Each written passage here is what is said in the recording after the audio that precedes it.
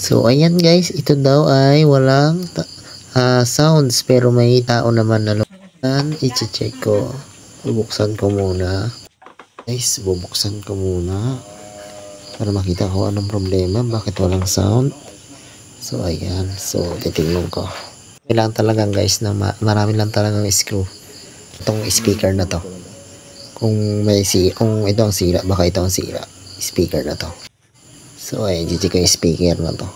Yung dalawang speaker, i-check ko. Baka ito ang sira, no? So, baka madalas kasi ganito lang yung sira. So, ayan, i-testing ko. So, parang wala pa rin. Okay naman yung speaker, pero wala pa rin sound. Ayan. Ayan, so, ayan. So, titingnan ko baka may maluwag lang na dito na connection.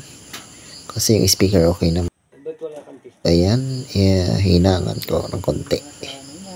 Ito yung sounds IC. Yung para sa sounds na IC, baka maluwag lang. Subukan ko. Baka ito lang. So, ayan. Wala talaga guys, no? Sira yung IC ng TV na to. Yung para sa sounds.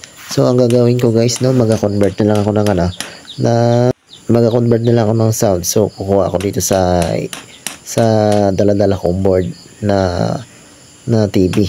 So, kukunin ko lang guys yung yung para sa sounds dito sa board na to. So, ayan guys, kailangan kong tanggalin dito para mai-convert ko.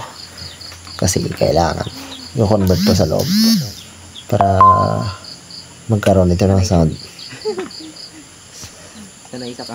So, ayan. So, medyo mahirap lang guys tanggalin. Kailangan pang pukpukin, no? Yan, unti-unti lang.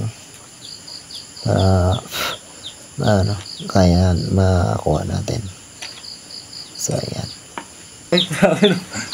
Yan lang pala yan? So, ayan.